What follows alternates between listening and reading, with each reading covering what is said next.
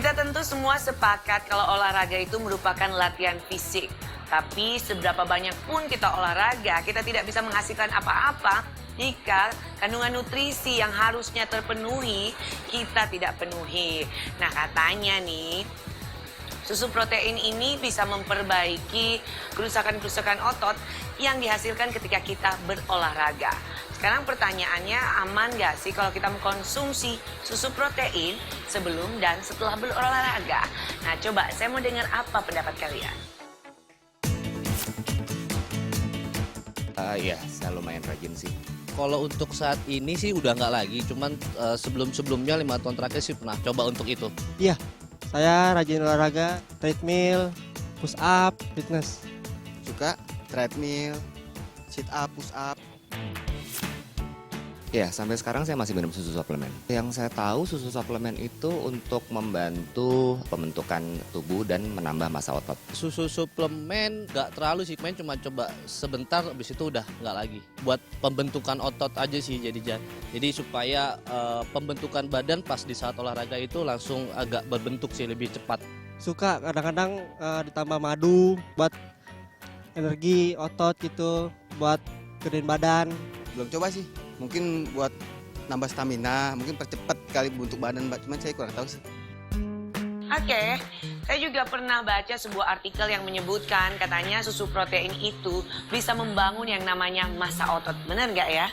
Coba kita simak informasinya ya. Saat ini mulai banyak orang yang mulai rutin mengkonsumsi susu suplemen untuk membangun massa otot atau yang hanya bertujuan untuk kesehatan. Susu suplemen diketahui memiliki banyak protein sehingga menjadi andalan bagi mereka yang menambahkan tubuh berotot dengan guratan six-pack. Tetapi waspadalah karena suplemen yang banyak dijual di pusat-pusat kebugaran itu punya efek samping berbahaya. The British Dietetic Association menyebutkan protein tambahan dalam dosis tinggi bisa menyebabkan berbagai gangguan kesehatan seperti kerusakan ginjal dan liver. Kandungan suplemen protein itu sendiri masih belum jelas. Produsen mengatakan selama 11 tahun terakhir ini, produk mereka cukup aman. Buktinya hanya 11 konsumen yang melaporkan adanya efek samping. Jane Griffin, mantan ahli nutrisi atlet Olimpiade Inggris mengatakan, makin banyak protein yang dikonsumsi, makin banyak yang harus dikeluarkan di tubuh. Tubuh memang memerlukan protein untuk pembentukan otot. Dan para penggila bentuk tubuh berotot menggunakan protein dosis tinggi supaya ototnya lebih cepat terbentuk. Sekitar 1 dari 5 orang yang pergi ke gym lebih dari 2 kali seminggu juga diketahui menggunakan suplemen, baik itu dalam bentuk bubuk atau cemilan batangan. Departemen Kesehatan Inggris merekomendasikan pada orang dewasa untuk menghindari konsumsi protein lebih tinggi dari yang dianjurkan, yaitu 55,5 gram untuk pria dan 45 gram untuk wanita. Nah, sekarang saatnya ahli akan menjelaskan bagaimana kita mengkonsumsi susu protein dengan baik dan benar.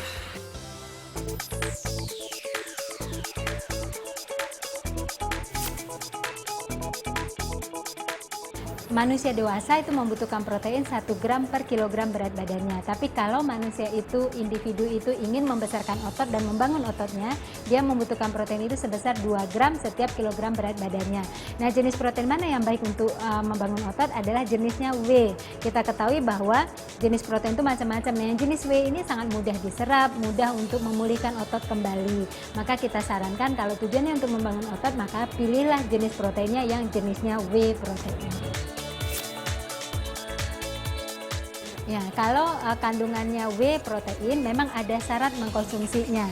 Yang paling baik adalah sebelum berlatih, kemudian setelah berlatih, dan saat bangun tidur. Itu perlu karena fungsinya nanti adalah memulihkan dan membangun otot itu. Nah, kalau takarannya, dia kan 2 gram per kilogram berat badan. Berarti kalau seorang punya berat badan 50 kg, kalau 2 gram dia butuh 1000 gram protein. Tapi 1000 gram protein ini tidak semuanya harus jenis whey protein. Mungkin sekitar 40% whey protein, sisanya bisa dari makanan yang lain. Tetapi kalau dikonsumsi dalam jumlah berlebihan dan kemudian latihannya tidak seimbang, maka sangat membahayakan ginjal. Karena walau bagaimanapun prosesnya protein itu kalau tidak digunakan tubuh dan hasil akhirnya itu harus dikeluarkan lewat ginjal. Maka ginjal akan bekerja keras dalam upaya tersebut sehingga bisa menurunkan fungsi ginjal. Gimana informasinya tadi? Cukup lengkap ya? Jangan kemana-mana dulu, saya masih punya satu menu Wonder Food lagi.